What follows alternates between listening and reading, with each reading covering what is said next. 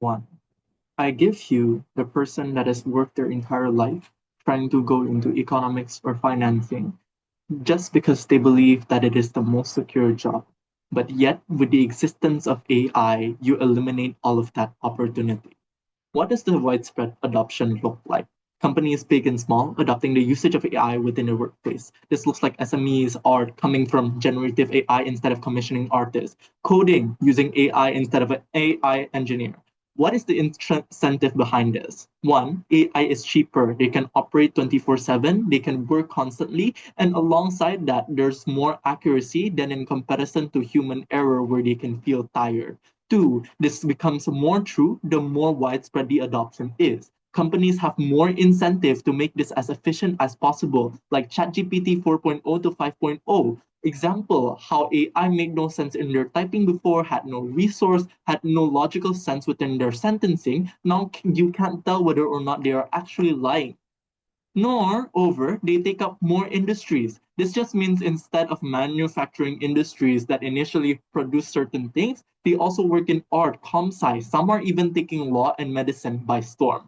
Comparatively, you still need a lot of human capital to do things like interviews, train those workers, and make them adapt. Yet at the same time, they still cannot provide good enough utility since some of them can still make mistakes. This serves to tell you that employers are more likely to apply AI in their workplace rather than train and hire new workers. Two, our simple burden is to prove that this generative AI brings more harm to the interests of workers and it outweighs the benefit of a good sum of workers. This debate then does not talk about of other things like innovation and development because even though that does happen, this does not directly correlate with those workers. Three, the counterfactual is that it's absent of widespread adoption of AI. This means AI is still adopted to some extent, but maybe more regulated, or workers are just living in relatively better environments. First, I have two arguments in my speech. One, why this widespread adoption displaces good jobs for workers. Two, why there is no check and balance in opposition.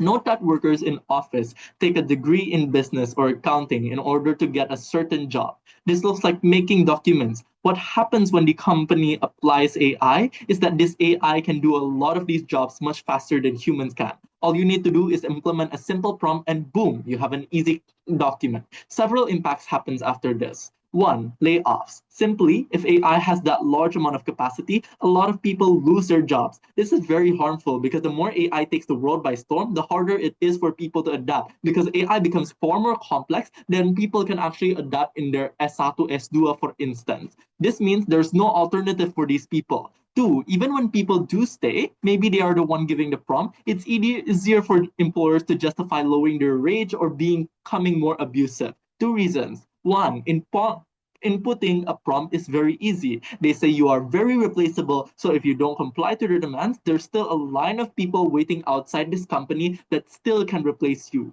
Two, your skills by nature do not hold value any longer.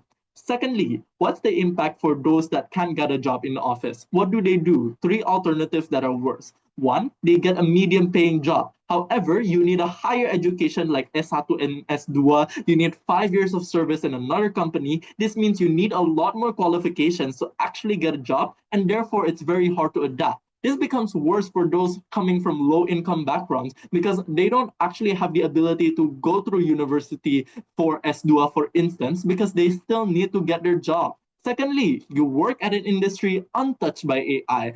Does that look like? Maybe McDonald's or playing instruments on the street. Comparatively, this is just a lower wage. Three, opposition can say that they train to use AI more. We don't want to control AI. Two harms. One, you are feeding the active cycle of reliance on AI, therefore intensifying the harms I said prior to this. Two, if everyone's job go to AI, then the job market becomes monotonous, of which every industry leads to one outcome to control this AI. Why is this bad? Simply because of competition. Everyone fighting for the same job, and companies can pick and choose who they want. This means pay becomes lower, even if you are the cream of the crop of that type of employee.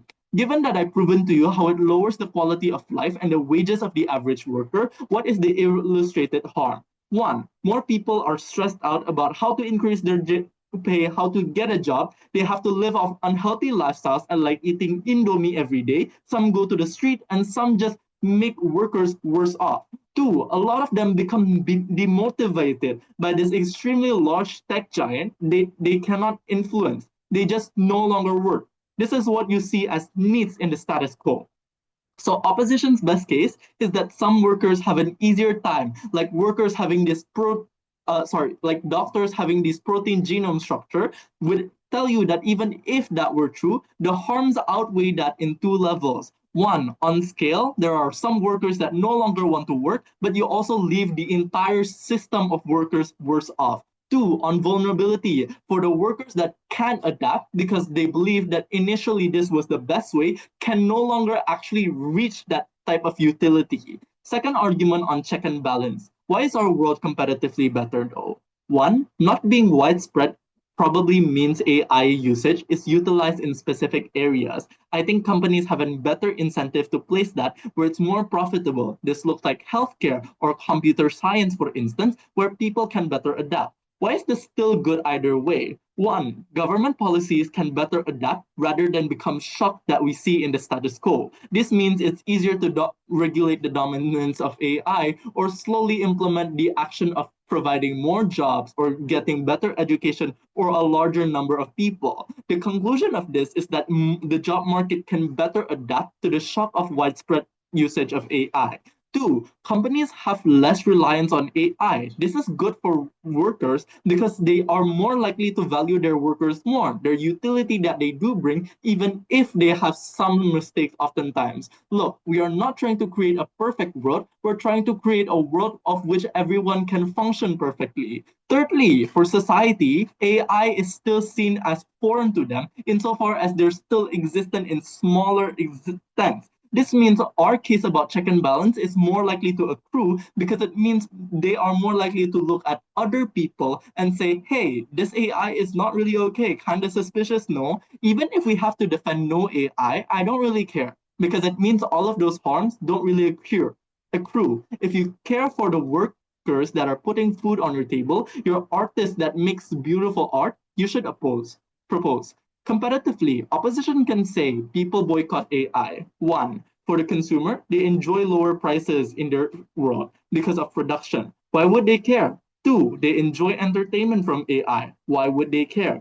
This all to tell you that even if the boycott does happen, it's not sufficient to fix the harms of the job market. Secondly, this also means when they try to tell you, government have more incentive to make more jobs, this also becomes a capacity mismatch because competitively under our side of the house, when there is no AI, when there is less AI, they don't get lobbied. The government has more incentive to provide more jobs. Under their side, the government gets more lobbying from these AI companies that have so much power. But secondly, it just means that you cannot really adapt to the large usage of AI. Given that there is no check and balance, our harms of the first argument remains true, all of those reasons proposed.